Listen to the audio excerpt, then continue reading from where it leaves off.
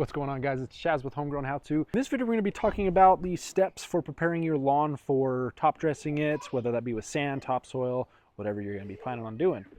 I am currently 2 weeks out tomorrow from top dressing my backyard with sand. I did do my front yard last year, so I just did a really light top dressing with my front yard, and then I went pretty heavy with the back. So I'm going to be making a 3-part series about top dressing your lawn with sand. This first one, the one you're watching now, basically going to be the preparation for top dressing, and the second one is going to be the actual process of doing that, and the third video is going to be the aftercare of spreading sand over your lawn. So let's get into it and go over the preparation work for top dressing your lawn.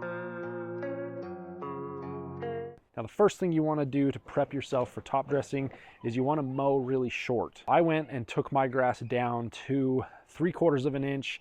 I would just make sure you're at least at an inch of cutting. You can definitely take it a lot lower. I think the lower you go, the better for you. Some grasses like Kentucky bluegrass and Bermuda grass are going to do really well with scalping, and other grasses like perennial rye and fescues may not do so well with scalping. Now, the reason why you want to mow short is because you want those grass blades to be sticking straight up when you spread that sand. For instance, if your grass is too tall and you spread all that sand over the grass, it's just going to lay down like that. That grass needs air, it needs sunlight, it needs circulation. If all that sand is just sitting on top of that grass, it's going to smother it, and you have a high chance of that grass dying. So keeping that grass nice and short before you do the top dressing, that's going to just allow those grass blades to stick up through the sand as you spread your sand out, and allow those grass blades to grow up through the sand. And the next step, this is something I do every single spring, occasionally in the fall as well, is to go ahead and dethatch the lawn. You could also scarify the lawn as well.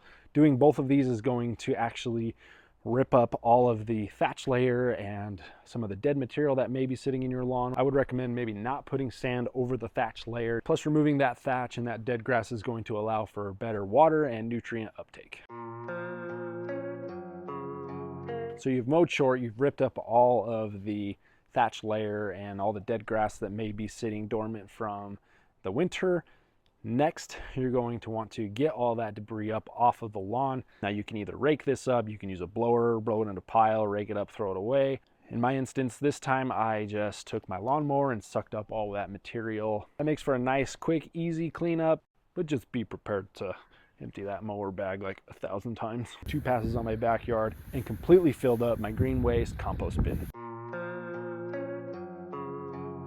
And the next step in preparing for sand top dressing is going to be aerate your lawn. Now, where I'm at, we have really heavy clay soils here in Utah, and I just want to amend that soil. So anytime I plan on doing any sort of top dressing, I'm going to core aerate. That allows the sand to fill up those core holes. Now, after you core aerate, if your goal is to have a super smooth lawn, then you're gonna probably wanna rake up, remove all those little aeration turds off of the lawn. In my instance here, I set the mower low again and mowed the day before the sand was delivered, and that sucked up a lot of those turf turds and also broke down a bunch of them.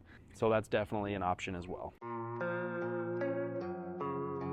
Before I do a top dress, I like to give it a punch of some fast release nitrogen. In this instance, I used a 4600 from my local co-op, IFA.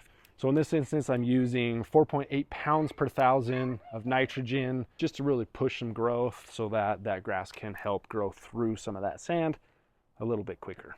And as you can see, it definitely helped. We are 2 weeks out here and we're getting some pretty good push through, pretty good green up as well. If you come over top, you can see there are still some spots that are working on filling in. And with a little TLC, those spots will fill in. That will be in video 3, so be sure to watch the 3-part series of this. And next, you've got to get that sand delivered, baby. You're ready to start your project. Be sure to check out the second video on this 3-part series so that you can see what I do. Like I said, I top dressed my front yard last year with some sand, and there are a few things I did differently this year from maybe some things that I learned from last year. So be sure to watch that second video if you're planning on top dressing your lawn with sand. So thanks for watching. Be sure to check out the next 2 videos in the series. They will be dropping here. I'll link those down in the description below as soon as they are available. Anyways, if you haven't yet, be sure to subscribe to the channel, especially if you found this video helpful. It's a good way to show your support and appreciation for the content that is made. Thanks for watching. Y'all have a good one.